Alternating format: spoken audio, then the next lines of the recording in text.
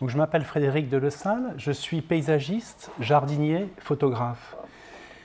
Alors que j'étais photographe professionnel, je cherchais une page blanche pour y faire mon jardin. Je l'ai trouvé il y a 29 ans sur un site de 3 hectares de pâture sur lequel il n'y avait qu'un arbre. C'est le jardin du Lanceau, situé à une demi-heure au sud de l'île, à Marchiennes dans le nord. Je vais d'abord vous resituer la raison du sujet de cette conférence. En tant que paysagiste, je réalise des projets privés et publics et je m'interroge sur la pérennité de ces derniers, alors que nous y avons travaillé durant des années avant qu'ils ne soient livrés, et généralement mis à mal par des outils qui ne conviennent pas, rotofile, tailleuse, tondeuse, souffleuse, tronçonneuse, manipulés par des ouvriers malheureusement souvent mal formés ou pressés par le temps.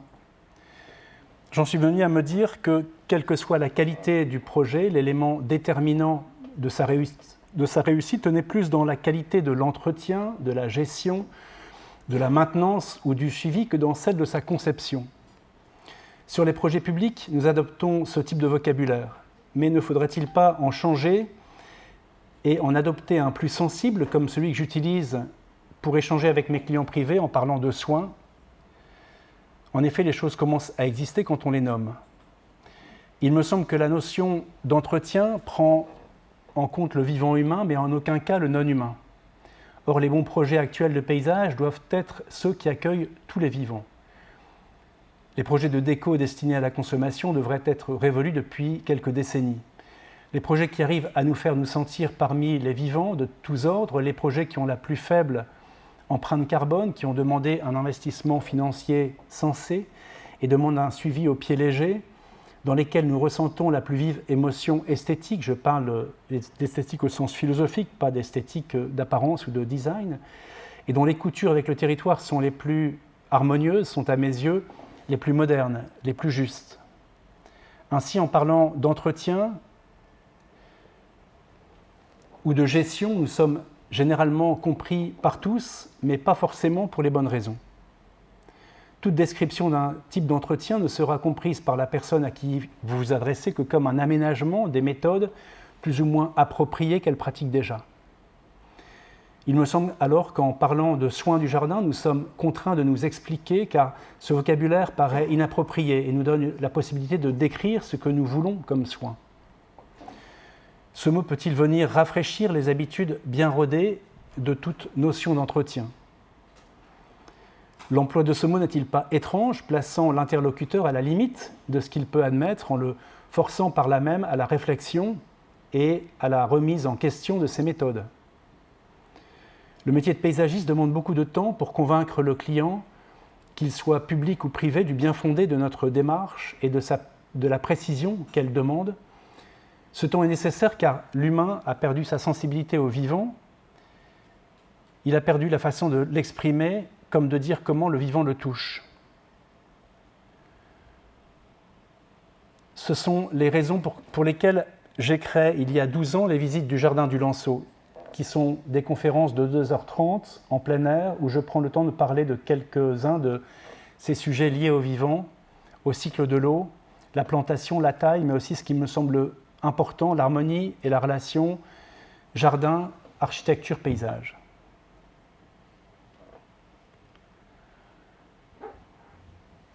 Je vais essayer de définir ce que je nomme soins du jardin par les lisières, par la périphérie, comme la manière dont j'aime visiter un jardin, en partant des limites vers le centre pour comprendre comment il débute. Est-ce un glissement, une rupture ?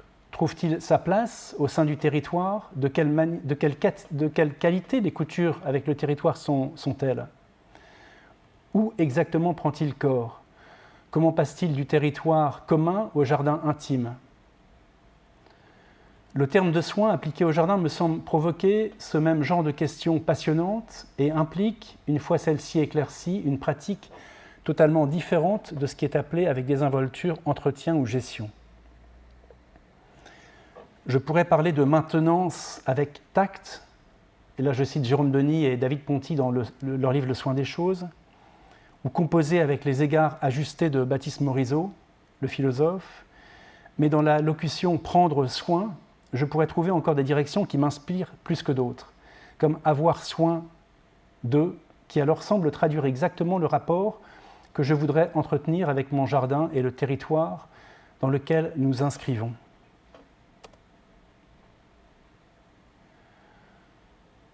Mon premier rapport au paysage s'est fait en fabriquant des jardins dans des boîtes de fromage que j'ai reproduit ici il y a quelques années avec une de mes filles. J'avais 8-10 ans et nous allions en vacances dans le Valais suisse, et là, un restaurateur qui garnissait ses tables avec des mousses composées dans des boîtes de fromage m'emmenait en montagne les récolter. J'avais le sentiment de composer des paysages vastes et ils étaient mes premiers jardins. Par la suite, j'aurais pu les appeler jardins camembert, je les ai appelés jardins transportables. En fait, le rapport d'échelle n'est pas important. Le jardin du Lanceau fait 3 hectares, mais un simple terrain entourant une habitation peut devenir un jardin si on lui en donne le nom et qu'on le respecte en tant que tel.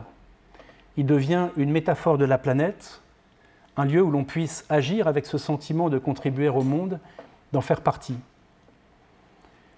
Le jardin semble en ce sens un terrain d'expérimentation à une bonne échelle pour retrouver cette sensibilité au vivant et interagir avec lui. Là, je cite Pierre Liotagui, ethnobotaniste, dans la revue Le Sauvage en 1980. Il faut recomposer la face de la Terre, rien que ça. Retracer le seul puzzle possible, celui qui reconnaît l'existence du plus grand nombre d'entités, d'espaces susceptibles d'autonomie biologique. Apprendre à lire la Terre comme un livre de sens, comme un livre et non comme une affiche. Un livre de sens jamais figé. Aux quelques plans exclusivement spéculatifs des entreprises de pouvoir, il est encore temps d'opposer les innombrables plans du monde quand on les aura levés, commentés, compris. La carte de l'avenir, c'est celle de ces jardins possibles. Il faudra identifier tous ceux de la Terre, trouver pour chaque cellule sa dynamique spécifique et ses connexions optimales, non soustractives avec les autres. La construction de ma sensibilité au paysage s'est faite par l'ornithologie et l'entomologie, les études en agriculture, puis celles en menuiserie, la reprise d'études aux Beaux-Arts et dans le cinéma pour être monteur, puis l'apprentissage et la pratique de la photographie durant 35 ans, et bien sûr la lecture. Je pense que c'est la stratification assez organique de ces activités pour lesquelles je n'ai voulu passer aucun diplôme, je suis autodidacte, et les échanges créés entre elles qui m'ont familiarisé avec les interrelations et les interdépendances propres au vivant. Le vivant, c'est mettre les choses en perspective. Il n'y a pas un problème, une solution. C'est toujours une problématique et une intrication de solutions, parmi lesquelles il va falloir en choisir une qui va encore permettre une collaboration harmonieuse sur le long terme avec le milieu. Une radicalité s'est cependant construite sur cette sédimentation hétéroclite. Radicalité qui me semble souvent absente de l'enseignement du vivant que j'ai constaté en école supérieure d'architecture et de paysage. Cet enseignement se faisant parfois par rapport au service qu'il peut encore rendre aux humains, qu'on appelle service écosystémique ou capital nature, dont ma meilleure définition serait comment tirer encore plus de bénéfices du vivant, comment nous en rassasier encore un peu plus. Aldo Leopold nous intime pourtant de regarder la nature pour sa simple beauté et non avec une vision utilitariste qui nous empêche de la comprendre. On ne peut pas être juge et partie. Comprendre le vivant demande une liberté totale de regard. Il a beaucoup œuvré pour l'agriculture et nous parle aussi de l'éthique individuelle du fermier dont la propriété serait le reflet. Je transpose cela au jardinier. Prendre soin du milieu dans lequel on vit comme un reflet de soi-même implique que la conception que chacun a de l'entretien ou de la gestion d'un milieu se trouve projetée et matérialisée au jardin. Ainsi peut-on y déceler les errements, les impasses, les tentatives, les utopies, l'humanité, la raideur, la rigueur, la rationalité, le soin attentif, l'empathie, le lâcher-prise ou même le laisser-aller que chacun y pratique. L'éthique individuelle est un concept large et beaucoup de nous pensons prendre soin de notre milieu alors que nous n'y appliquons qu'un entretien, commandé par le dogme de la propreté, le faire propre. Le premier soin de soi semble être pour l'humain la propreté et c'est donc le premier principe que nous risquons d'appliquer au jardin.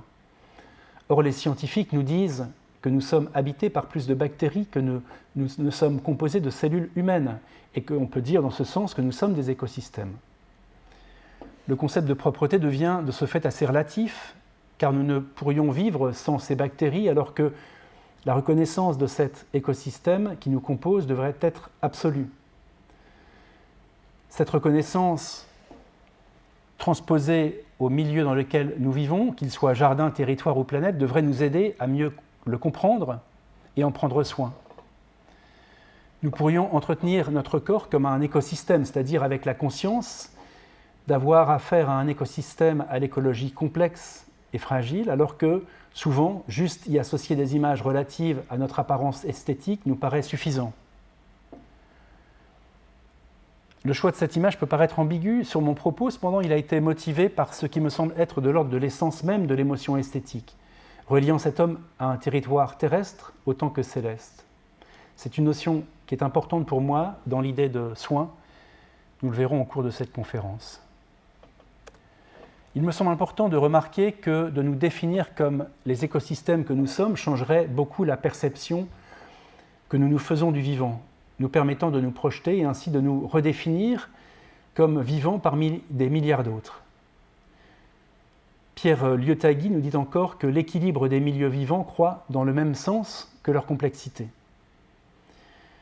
La complexité ne me semble pas être une bonne entrée pour échanger avec le public. C'est sûrement la raison pour laquelle nous sommes plus attirés par l'habillement, le maquillage et les signes extérieurs de bien-être et souvent de pacotille que par la réelle expression de notre écosystème.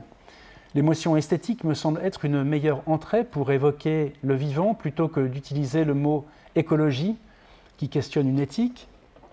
Écologie qui est instrumentalisée et désavouée par le politique est devenue suspect pour le grand public qui préfère croire les industriels plus que les scientifiques.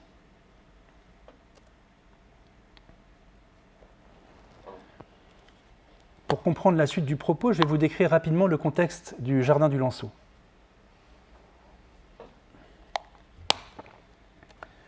Le jardin se situe dans le parc naturel régional Scarpesco, à Marchiennes, au sud de l'île. Il a été créé sur un site de 3 hectares, autour d'une ancienne ferme de polyculture élevage. Nous sommes sur un limon argilo-sableux sur 2,5 hectares et une ancienne tourbière sur le reste. Il n'y avait pas d'arbres sauf ce noyer que vous voyez là. Pour situer la ferme sur cet agrandissement, datant de janvier 1966, on comprend le contexte très humide du territoire. Au sud, le décours, fossé que vous voyez ici, fossé de drainage qui décharge le bassin versant dans la Scarpe. On verra une vue plus large sur un autre chapitre. On voit la zone d'expansion de crue qui est ici, et la petite partie de ces zones d'expansion qui est maintenant chez nous. Au nord, à l'est et à l'ouest, ce sont des pâtures et un champ agricole, et le site est bordé à l'est ici par des saules maintenant centenaires, des saules communaux. On voit ici le décours aujourd'hui qui s'est curieusement ensauvagé au contact de notre jardin.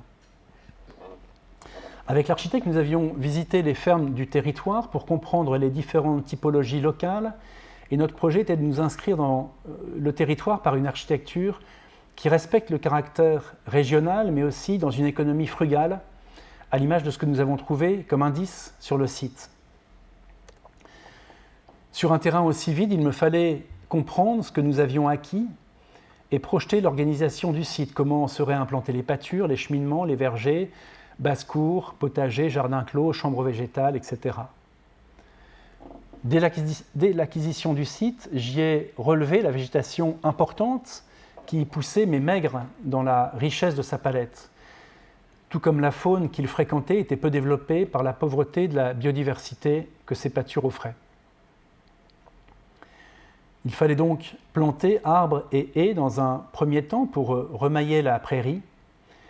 Et c'était d'ailleurs un travail à contre-courant du territoire qui ne proposait, et ne propose d'ailleurs toujours, que des peupleraies et des champs sans aucune haie, comme un paysage désinvesti. On voit cependant que le site était bordé sur le chemin communal de saules vénérables sur lequel j'ai prélevé les premières perches, méthode traditionnelle de bouturage.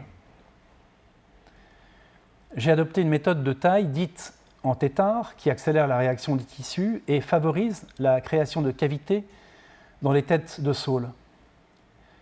Cela va accélérer l'évidement des troncs et la vie qu'ils pourraient abriter, jusqu'à arriver à des biotopes les plus complexes possibles. Et on voit le résultat de cette pratique sur ces monuments historiques, très certainement centenaires, qui bordent notre jardin et peuvent accueillir 590 formes de vie différentes. Les 3 premières années, je complète ces boutures par la plantation de 1800 baliveaux, des jeunes arbres qui n'ont jamais été travaillés, commandés au parc naturel régional pour faire pousser mon ombre sur ce site totalement vide. Ici, au premier plan, une petite pépinière de chêne que l'on m'a donnée, et on aperçoit à gauche, là, ici, un bout de la pépinière 1995, 500 arbres, et 96 ici, 500 arbres.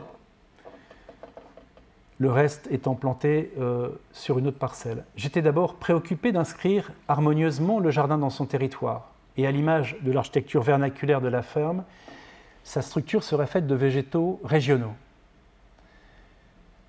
Les plantes de collection et les cultivars viendront dans des situations bien précises, essentiellement autour des bâtiments ou dans les chambres végétales. Là, je vous montre quelques images de la ferme dans les années 90 et actuellement. Donc on voit que ces arbres vont servir à organiser l'espace, comme ici ces chênes au premier plan, avec ces alignements de chênes le long des chemins. On voit cette même façade en 2020 avec en plus les pins sylvestres du jardin clos. Ces arbres serviront à créer de la lumière au nord avec des acacias dorés, qui ne sont pas fournis par le parc, bien sûr, ce sont des cultivars, à générer de l'ombre à l'est avec ces grands ailanthus, toujours pas fournis par le parc, à climatiser la façade à l'ouest, ici en 97, et ces arbres vont faire revenir la vie en créant des milieux différents et ils vont composer la lumière dans la maison. On voit cette même façade avec les pins qui ont un peu poussé. La vue que nous avions du salon en 97, et là on voit que le végétal a été planté très proche de la maison. À 50 cm de la baie, le soin à donner au végétal est très différent de celui pratiqué à 50 mètres. Et pour conserver cette vue ouverte, il faut tailler les végétaux tous les ans sans que cela ne se voie. Le soin n'est pas un entretien. Un entretien doit se voir. Pour justifier de son intervention et facturer, dans le cas d'une entreprise, ou pour se rassurer dans le cas d'un jardinier. Un soin ne se voit pas. On oriente les flux, on ne les dirige pas. Avant même de penser à l'organisation du site, il fallait d'abord le soigner de décennies d'agriculture non productiviste, mais néanmoins nocive pour le vivant, et donc arrêter les pesticides et les engrais chimiques. Sur les parties productives comme le potager, la première intervention était de remettre le sol en activité par l'emploi de mulch de feuilles et de fumier de mésane, puis planter des haies pour les auxiliaires de culture. Le sol est un écosystème et non pas un support technique. L'ignorer comme le fait notre modèle agricole ne peut mener qu'à l'effondrement de la vie qu'il abrite et à notre ruine. Alors pour les pâtures et l'ancienne tourbière, j'ai aussi adopté les méthodes de pâturage douce avec des ânes. Mais je pratiquais encore le girobroyage, particulièrement préjudiciable à la petite faune des prairies, alors qu'actuellement je vais réaliser le moins possible de tonte sous carter fermé. Et on va voir la problématique de la tonte par rapport à celle de la fauche. Là, je vais faire un tour rapide du matériel disponible pour tondre et les alternatives possibles avec quelques images trouvées sur le net pour montrer les différentes méthodes plus ou moins nocives pour les milieux. Tout d'abord avec les matériels avec un carter fermé. Donc ici, on a un girobroyeur. Rien ne survit au passage de cette machine. Mais pour une tondeuse, c'était exactement la même problématique, en moins puissant. Et donc la tondeuse intervient uniquement sur l'herbe, alors que la puissance de ce girobroyeur permet de détruire un grand nombre de milieux. On voit là la problématique du carter qui va broyer tout ce qui y passe, tout ce qui y rentre, insectes, araignées, batraciens, etc. Le robot tondeuse, plébiscité par bon nombre de gens qui disent que cela fait un gazon magnifique. Cela fait en tout cas un désert écologique parfait. Plus rien à manger pour les butineurs, on crée une monoculture, donc il n'y a plus de biodiversité animale.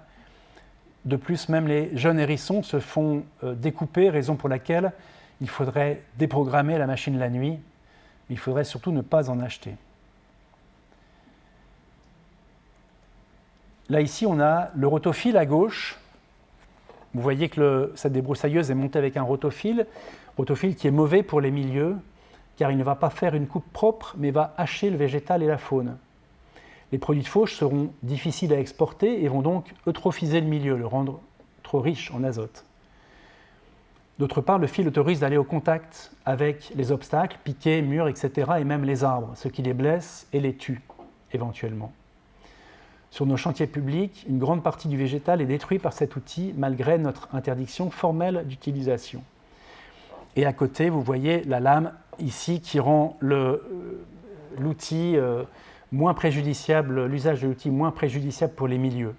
C'est l'outil qui se rapproche le plus de la faux traditionnelle. L'effort en moins, on va dire.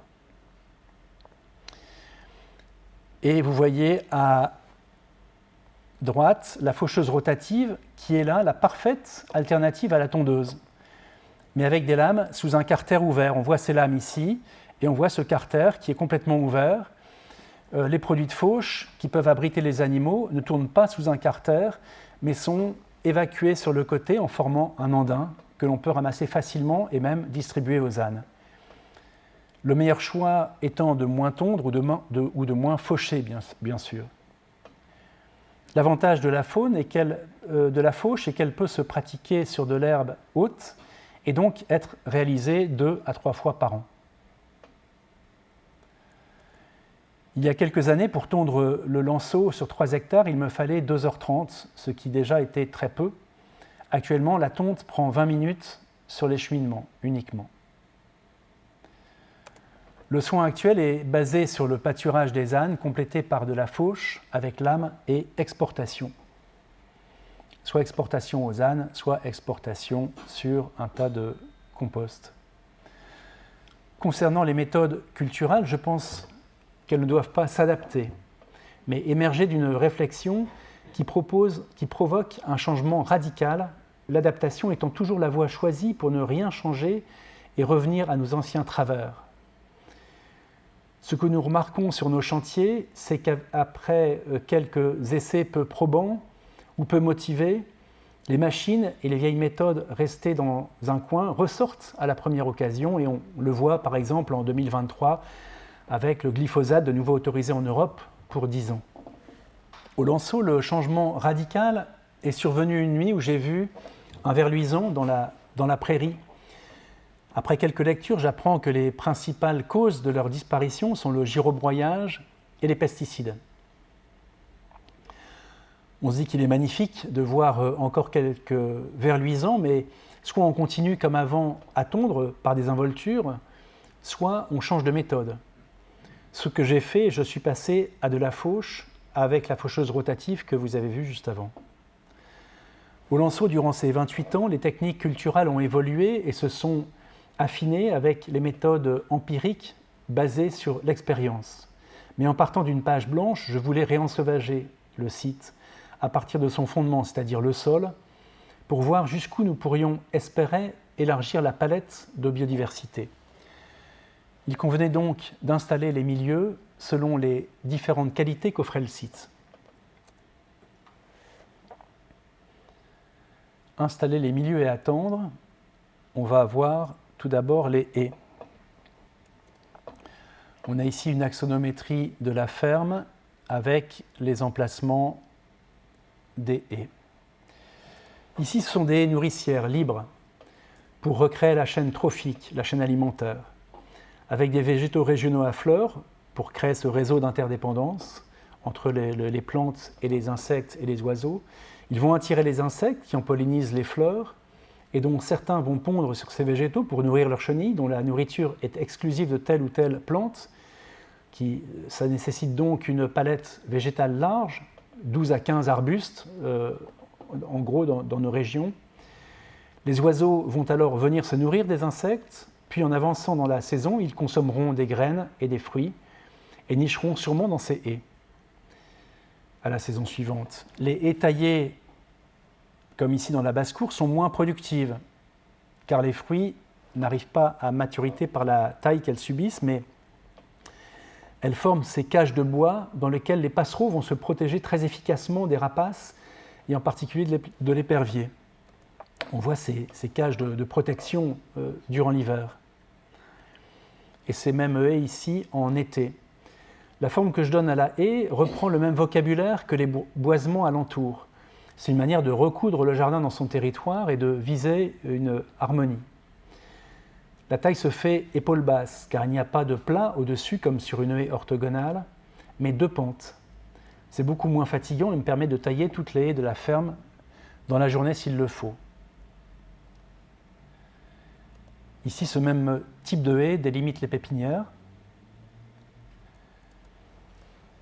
Et vous voyez comme ce type de haie, ce type de taille en dos de dragon, disent les Hollandais, accroche la lumière et rend intéressant un simple espace de transition. Un dispositif que j'utilise même dans des espaces restreints est d'associer une haie basse, importante pour rendre une intimité au site, surmontée comme ici par une haie suspendue, généralement de saule, pour filtrer les vues hautes sur les maisons environnantes. Le tout relativise la proximité du voisinage et crée une intimité tout en ne nous enfermant pas. La taille est d'autre part très facile, elle se fait toujours entre 1,90 m et 2,20 m. C'est une bonne alternative à la haie de persistant de 2 mètres de haut qui enferme et au-dessus de laquelle, de toute façon, les fenêtres et toitures voisines émergent.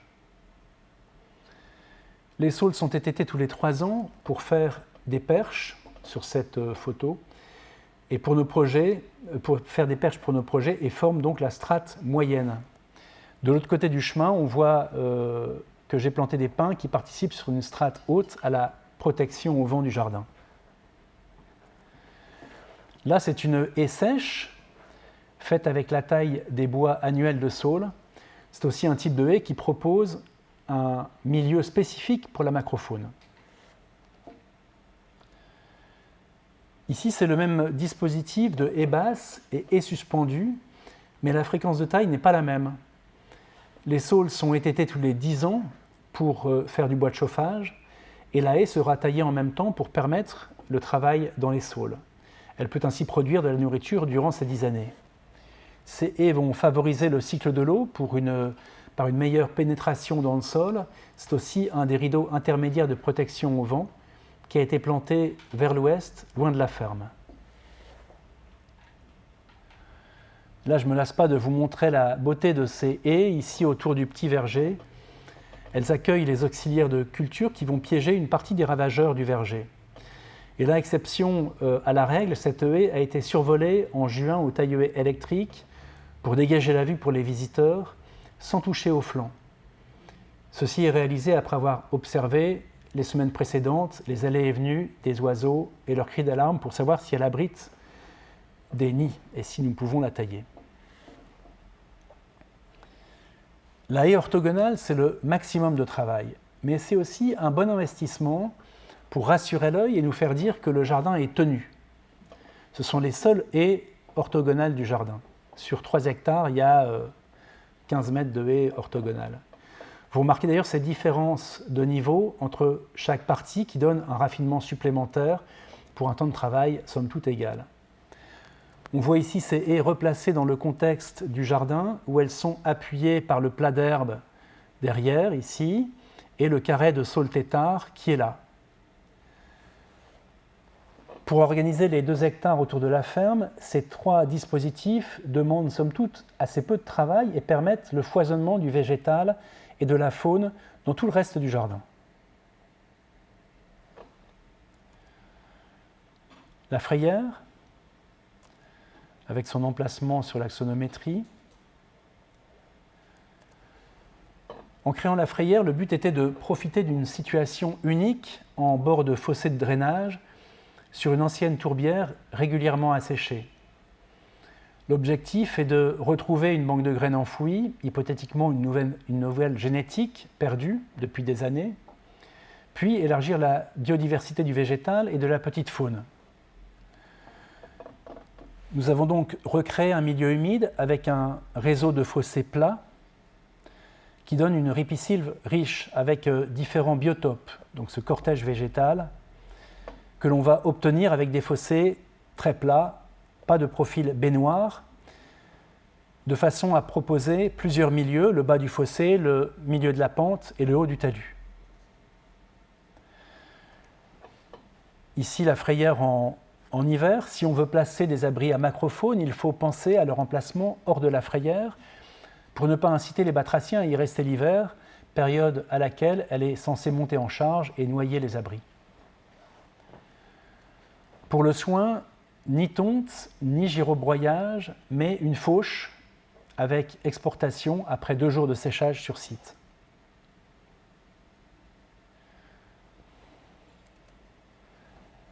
La compensation carbone,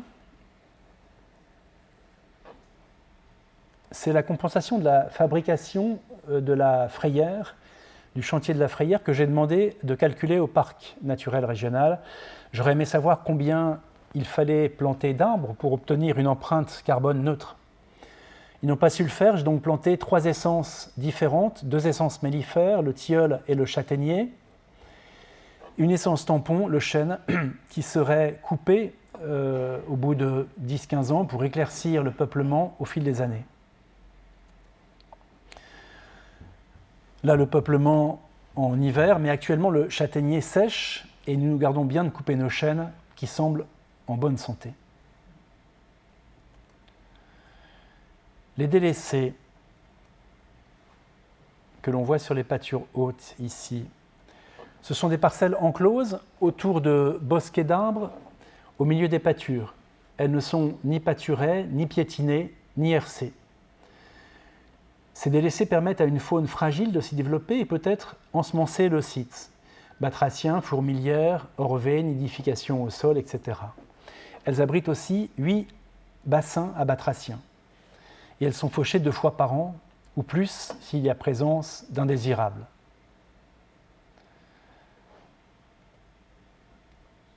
Mares et bassins, que l'on voit ici. Alors, pour étendre et conforter le territoire des batraciens, une série de bassins et de mares ont été aménagés. La mare de la Cour créée dès la construction avec les perches de saules plantées le premier hiver. Les saules têtards ont été formés et permettent de conserver la dynamique de la mare qui a besoin d'un éclairement suffisant. Ce ne serait pas le cas avec des arbres en forme libre qui porteraient un ombrage trop important. Sans arbres, la vue sur la cour serait rude. La climatisation de la façade sud de la ferme se fait avec ces 3 arbres, par ces 3 saules ici, qui sont maintenant étêtés tous les ans seulement sur les grosses branches, ce qui permet de conserver des houppiers suffisamment hauts pour climatiser la maison sans impacter la lumière sur la mare. Nous avons aussi 3 abreuvoirs en béton fabriqués après-guerre par le fermier qui récupèrent les eaux pluviales et abritent de nombreux batraciens. Concernant la frayère et sa mare prairiale, elles sont baignées par de l'eau qui provient du décours, le fossé de drainage. Cette eau a beau être traitée par la station d'épuration, en amont, nous pensons que le traitement n'est pas efficace sur les molécules médicamenteuses. Cela pourrait avoir un impact sur les pontes de batraciens puisque nous n'avons plus depuis 3 ans. Suite à ces années d'absence de ponte dans la frayère, nous créons 8 bassins dans les pâtures hautes pour voir si ces points d'eau de pluie, moins pollués, permettront la reproduction de nos batraciens. Ce petit archipel devrait multiplier les offres de logement et, espérons-nous, les locataires. C'est un système de bacs de pépinière de 40 cm de profondeur, non percé, de 240 litres, avec un parpaing creux au centre, rempli de terre de la frayère, qui va ensemencer le milieu. Elles sont creusées dans les délaissés, au milieu des pâtures, et alimentées par de l'eau de pluie. une branche qui empêche la noyade aux oisillons et aux hérissons est déposée dans l'eau. Et on va maintenir une végétation moyenne au sud pour conserver un bon éclairement et une bonne dynamique à la mare. Nous ne savons pas encore si elles seront assez grandes et adaptées pour permettre la reproduction des batraciens. C'est à suivre, work in progress.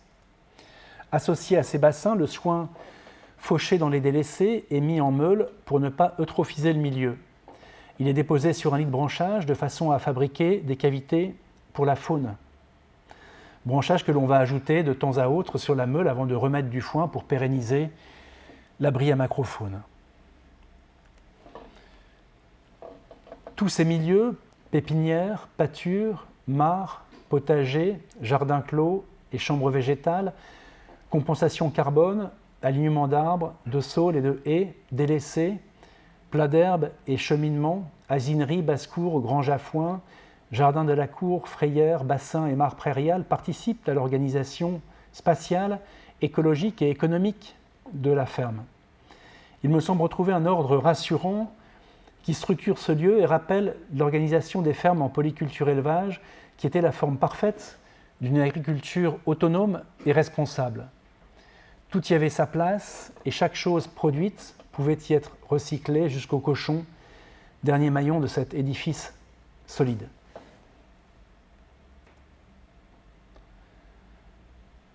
Travailler moins, observer plus. Je parle lors des visites du jardin de cette loi très commune, autant que discutable, des 80-20. Si vous observez 5% du temps et que vous travaillez les 95% restants, ce qui est assez répandu, je pense, vous êtes mauvais pour votre corps, vous êtes mauvais pour votre esprit et pour le vivant. J'espère être à 90% de travail d'observation intellectuelle et à 10% d'action physique. Bien sûr, avec l'âge, je vais tendre comme tout un chacun vers le 99-1. Toutefois, l'observation seule ne me fait pas rêver, car je crois qu'il doit toujours y avoir pour le jardinier une participation au vivant et à l'élaboration du jardin, comme chaque animal qui intervient dans notre jardin le transforme à son échelle. C'est une prise de conscience importante, me semble-t-il, pour comprendre les échanges qui se produisent entre un territoire et un jardin. Ici, ces araignées surprises lors d'une crue subite de la frayère. Il s'agit d'arriver à comprendre que le soin que l'on veut apporter n'est pas forcément de mener une action, mais avant tout d'observer et bien souvent de lâcher prise par égard pour la complexité des mécanismes qui foisonnent, auxquels nous ne comprenons pas souvent grand-chose. Ici, une coccinelle sur une écorce de saule remplie de cochenilles, qui semble être d'ailleurs la raison de sa présence. Cela me semble être une bonne manière d'engager une conversation avec un jardin. Là, avec une araignée crabe qui attend un butineur pour l'immobiliser. La possibilité de la désinvolture.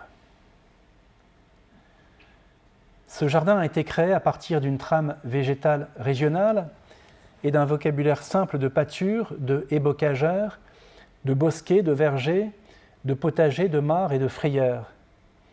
Paradoxalement, le travail attentif de ce milieu, l'arrêt des tontes pour passer à de la fauche, le décalage des tailles de haies à la mi-août pour ne pas impacter les nidifications nombreuses que le jardin accueille maintenant, ne vont cependant pas aider à recoudre le jardin avec son territoire, puisque ce dernier s'appauvrit d'année en année. Il y a 30 ans, nous sommes partis d'une pâture exploitée avec des involtures, c'est-à-dire un traitement aux engrais chimiques au printemps, une récolte à l'été, puis à nouveau les engrais chimiques et la fauche du regain. Aucun attachement ne semblait relier l'exploitant à cette terre, autre que celui d'une terre de rapport, comme on gère les immeubles du même nom.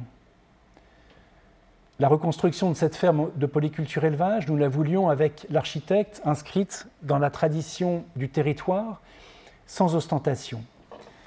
Cette muséification fait partie d'un processus profond qui nie le vivant. En effet, depuis quelques années, et après avoir eu une augmentation spectaculaire de la biodiversité, nous perdons nos oiseaux, nos insectes et nos araignées. La population de petits mammifères restant a priori stable, puisque de toute façon leur diversité est bien peu élevée, même si l'écureuil nous a quand même fait le plaisir de s'installer dans nos arbres au bout de 27 ans. Les populations de rongeurs suivent des pics inquiétants à la suite de la disparition de leurs prédateurs qui régulaient leur population, renards, belettes, putois, rapaces, etc., encouragés par les chasseurs. Lors des dernières visites de 2023, je n'avais pas taillé les haies ni tondu pour que le public puisse visualiser ce que j'expliquais sur la biodiversité et les raisons pour lesquelles j'avais opté pour cette manière d'intervenir qui, en outre, laisse beaucoup de trèfles et de prairies en fleurs qui ravissent les visiteurs. Faisant remarquer l'absence de butineurs sur les fleurs, le public restait sans voix, comme si je venais casser la vision rassurante de la continuité d'un état de nature résilient à nos caprices. Les populations d'insectes, encore nombreuses il y a peu, 10 ans, disparaissent. Les scientifiques sont d'accord pour dire que les raisons de cet effondrement sont l'utilisation des pesticides et le manque de brassage génétique qui s'ensuit. Le dérèglement climatique n'arrangeant bien évidemment rien. Un paysage comme un bon outil.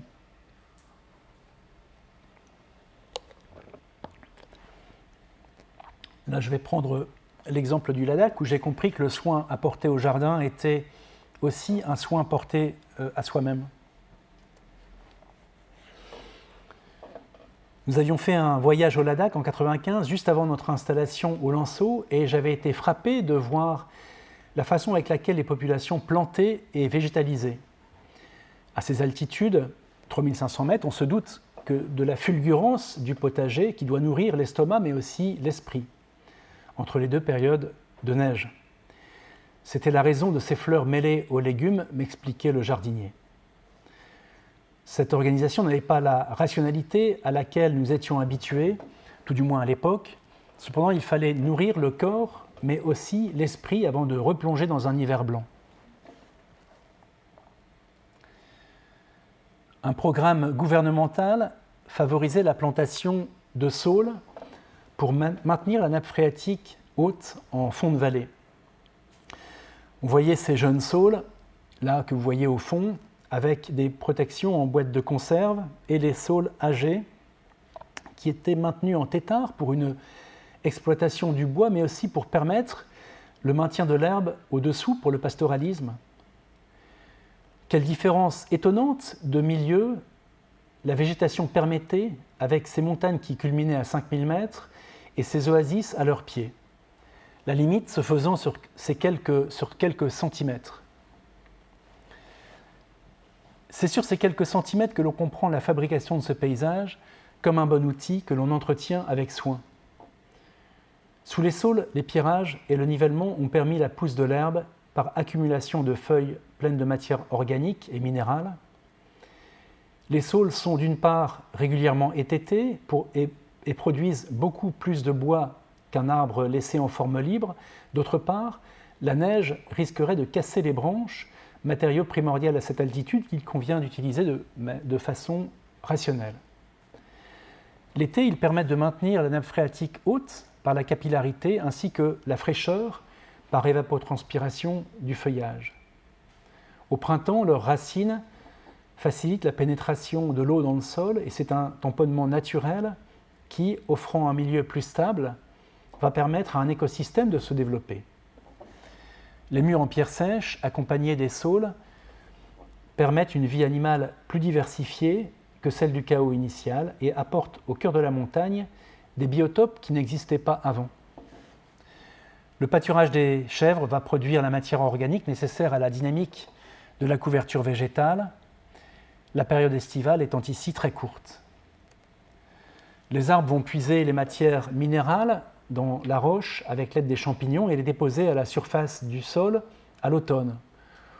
Autre source de nourriture pour toute la faune du sol qui va la décomposer et la rendre disponible pour la végétation.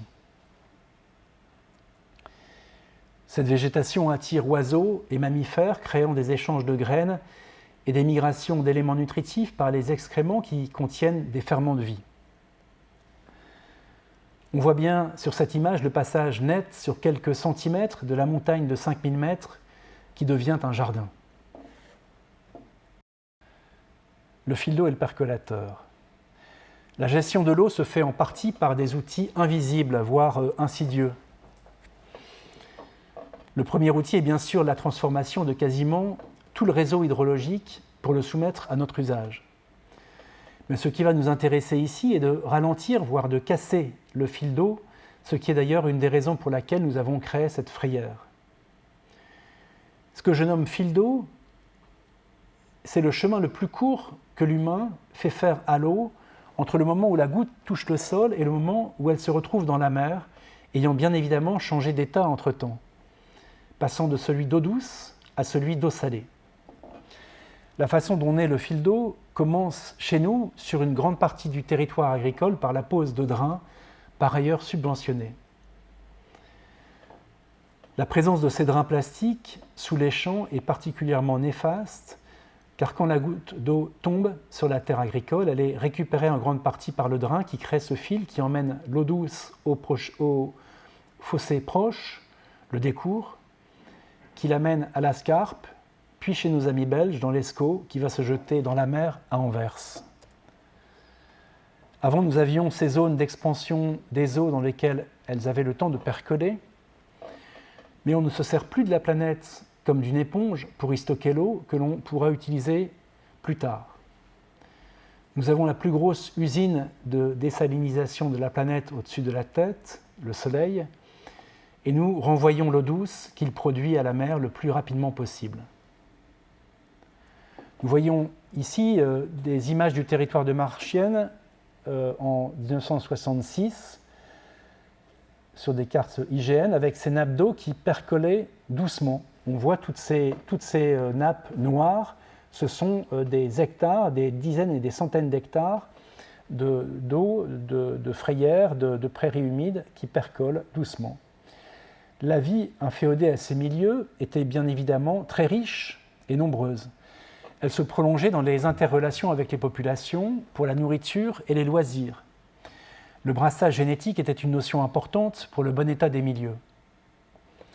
Il s'est produit un assèchement progressif, puis abusif de la plaine pour construire des lotissements qui font entrer des taxes plus rentables que les milieux humides. Un gros matériel de pompage, solution simpliste, permet de faire de plus grosses bêtises de moins en moins simples à rattraper au fil des décennies. Je dirais que ces milieux humides étaient très certainement constitutifs d'une identité et d'une manière de vivre le territoire. Il suffit de regarder une carte IGN actuelle pour y lire les noms de ces lieux dénaturés. Le Bas-Marais, Marais de l'Aufinage, Marais des Vaches, le Grand Marais, Marais du Hainaut, Marais de la Loge, le Marais de Fenin, Bois des Éclusettes, le Grand Vivier, la Tourbière, les Bois Noyers, les Fonds, le Faux Vivier, etc., etc. Cet aveuglement par le choix systématique de la simplicité désengage l'humain de son milieu. Pierre Liutagui nous dit encore « Nous ne pouvons plus nous comprendre que dans la compréhension globale du vivant. Cela, nous le savons, désormais. Et que l'équilibre des milieux vivants croît dans le même sens que leur complexité. Pour commencer, ne faut-il donc pas échapper à tous les modèles simplificateurs, viser d'emblée ce qui se rapproche le plus de l'impossible, c'est-à-dire de ce que la vie réalise d'elle-même. » Là, je reprends une vue du Lanceau, où on voit clairement la problématique, avec ici cette grande tourbière, qui est maintenant ici, il y a des peupleraies, une station d'épuration, des lotissements qui ont été construits là. Vous voyez encore ces pâtures humides ici, qui sont construites avec des lotissements, avec des pieux, des toutes petites maisons, avec des pieux de 9 mètres, etc. C'est totalement incroyable. À partir de ce moment, à partir du moment où on a fait ces choses-là, on doit assécher toute une vallée pour maintenir ces équipements et habitations au sec pour toucher les taxes. Composer avec le désordre. Je ne suis pas la règle des 2 tiers de caduc et 1 tiers de persistant pour composer un jardin. La présence de persistants permet d'adoucir la réalité de l'hiver, mais rend plus fade le printemps et l'automne, car l'entropie, la dégradation énergétique, n'est pas spectaculaire sur les végétaux persistants qui restent plus ou moins verts toute l'année. Dès que l'on veut évoquer au jardin le désordre généré par la dégradation des milieux, beaucoup de questions de type esthétique, biologique, pratique ou éthique surviennent, alors qu'une végétation de persistant et qu'un bon calendrier d'entretien au jardin rassure et permet d'avoir le sentiment de maîtrise sur le vivant. Le soin au pied léger implique l'acceptation et l'émergence de cet état de dégradation énergétique avec, à l'automne, les colorations spectaculaires des feuilles, de givre qui les redessinent, l'effondrement de la végétation qui propose des compositions informes et créatives. Les 15 à 16 tondes traditionnelles par an ou la tonde perpétuelle du robot vont modérer la dégradation énergétique spectaculaire qui façonne le vivant toute l'année en rajeunissant l'aspect du gazon tout au long de la saison.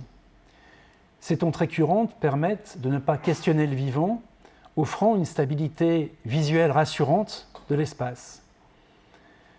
Un travail dogmatique au jardin consiste donc en grande partie à masquer ce processus de transformation énergétique, à le nier et à le remettre à plus tard. A l'inverse, une fauche 2 fois par an va laisser une herbe jaune quelque temps. C'est alors un questionnement sur la maîtrise réelle du jardinier sur son jardin. Beaucoup de questions peuvent d'ailleurs advenir car nous sommes en présence d'un biotope plus riche qu'un gazon. Faut-il faucher maintenant en plein été par égard pour la faune qui y vit? Ce foisonnement n'est-il pas simplement beau? Et combien de temps va-t-il le rester? Faut-il tout faucher ou conserver une zone refuge pour la faune? Est-ce que je ne me sens pas plus à ma place dans cette alternance d'état que sur une moquette perpétuelle? Vais-je attendre le retour des pluies pour avoir une repousse plus rapide et un état plus agréable en prévision des visites d'automne? Vais-je mettre en meule la fauche ou l'exporter, etc. Si on fait une mise en meule de la fauche, c'est la représentation de l'érosion du temps au cœur du jardin, par l'aspect inattendu, voire déplacé qu'elle pourrait offrir dans un jardin maîtrisé. Là, je vais vous montrer quelques images d'un jardin aux Andelys, dans les départements de l'Eure. Vous voyez ici une meule dont je vous parle qui sert d'abri à macrofaune ainsi qu'à entreposer les différents matériaux verts sur une surface minimale pour ne pas eutrophiser la terre.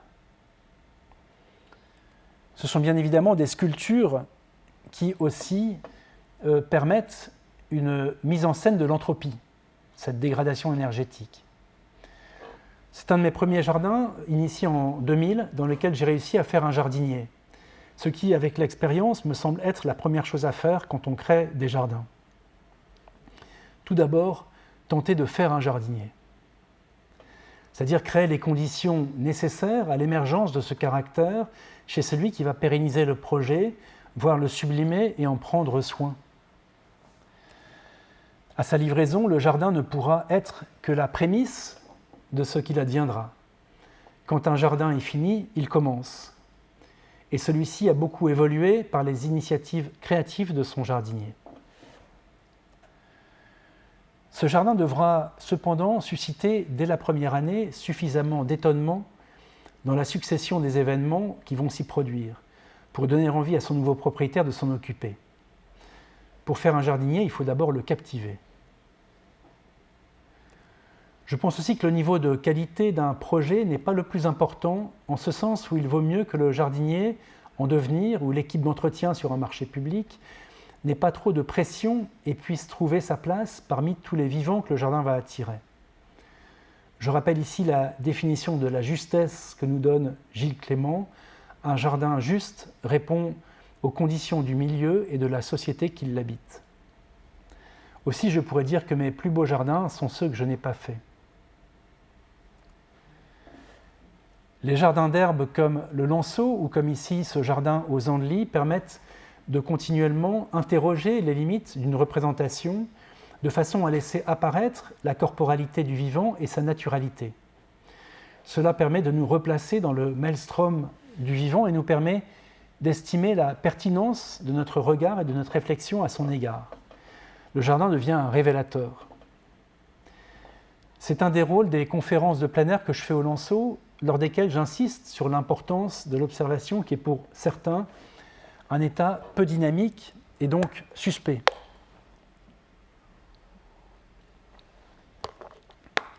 C'est pourtant un état qui demande beaucoup de concentration, qui fait appel à tous nos sens et force à l'analyse en direct de données visuelles, olfactives ou intuitives, qui font que l'on peut se sentir en ébullition sous le flux d'informations à recouper dans l'instant. Ce n'est pas du tout quelque chose de passif. C'est une pratique qui m'affûte, mais aussi me resitue au sein du milieu et parmi les vivants que j'arrive à percevoir autant qu'elle me donne des informations sur l'état d'un site que je ne connais pas.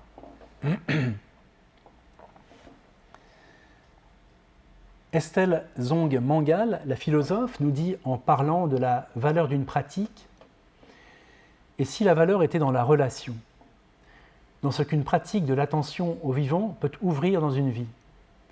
Aimer une pratique, ce n'est jamais seulement aimer l'objet de cette pratique, c'est aimer qui l'on devient lorsque l'on s'y adonne. Ce qu'elle ouvre en nous et dans le monde, c'est aimer la texture particulière du temps lorsqu'on s'y livre. À quoi ressemble une vie qui fait de la place au vivant? Voilà pour moi une meilleure façon de poser le problème. Qu'y a-t-il de désirable, d'aimable dans une telle vie? Qu'est-ce qui y est ouvert qu'une vie sans le vivant referme?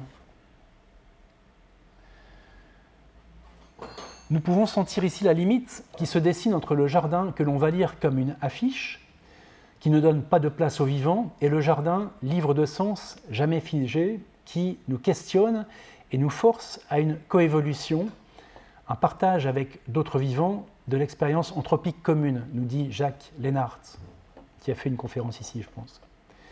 Là où Estelle Zong Mangal émet l'hypothèse que la valeur d'une pratique puisse être dans la relation.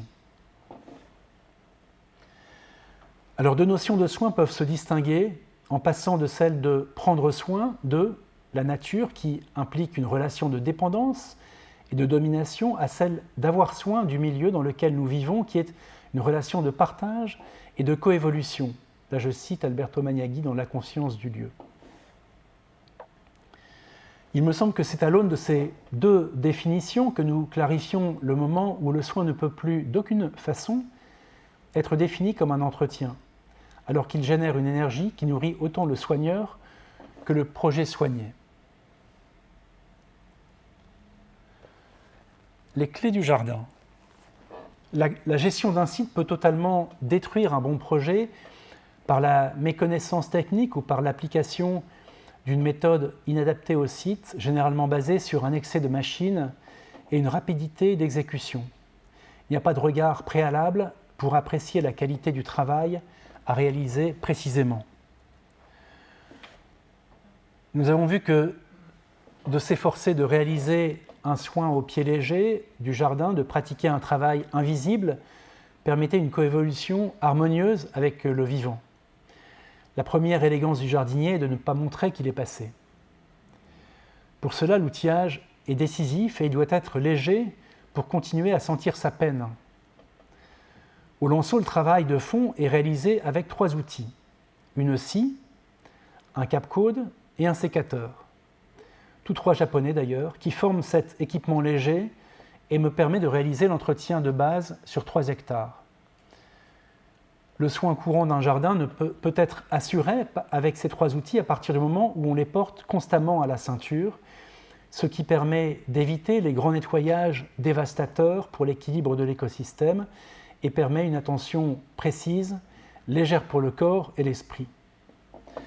La scie japonaise à double denture nous donne la puissance d'une petite tronçonneuse et permet de mener la taille douce et la taille en verre tout au long de l'année pour former les arbres et arbustes, ce qui évite une bonne partie des grosses interventions hivernales qui n'ont pas été faites à temps. Lorsque l'on demande aux jardiniers de ne plus utiliser de pesticides, il est important de leur donner une alternative sous la forme d'un bon outil, bien étudié et de bonne facture qui procure du plaisir à chaque utilisation. J'offre un cap-code à chacun de mes clients à la fin du chantier et leur étonnement initial est proportionnel au plaisir qu'ils y trouvent par la suite. Quand on l'a adopté, le Capcode est une prolongation du bras servant aussi bien à désherber, à ramasser, sonder, décompacter, démoter que planter.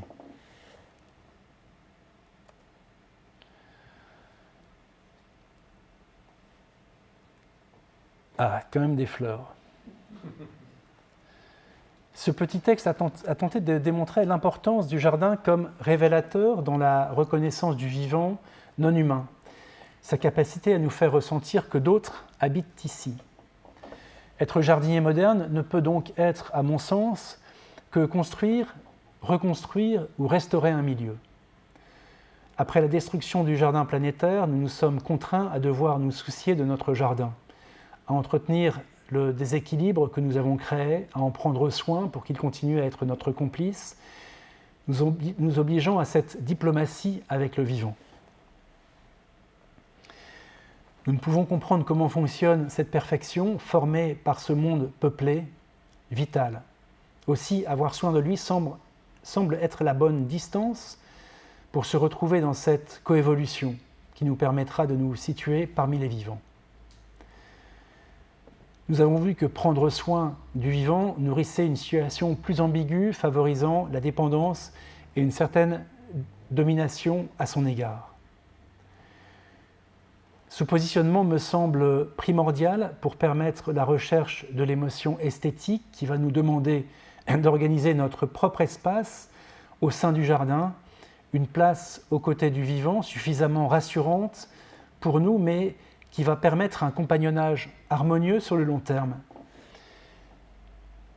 C'est la construction de cette relation qui va engager le jardinier à avoir envers lui tous les égards ajustés. Cet engagement dans le soin et l'empathie que l'on va porter au jardin va nous renseigner sur l'état de la planète et de notre territoire par leurs pulsations devenant perceptibles au bon observateur que nous deviendrons sur le long cours. L'essentiel de mon travail de paysagiste va donc consister à guider le commanditaire du projet vers cet engagement nécessaire à avoir soin de son jardin. Lui apprendre à observer, à écouter ce qui se passe autour de lui, à agir seulement lorsque le projet devient clair dans son esprit, à avoir un soin au pied léger, à être patient, à respecter les cycles naturels du vivant. Pour faire un jardin, il faut d'abord faire un jardinier. Merci de votre écoute.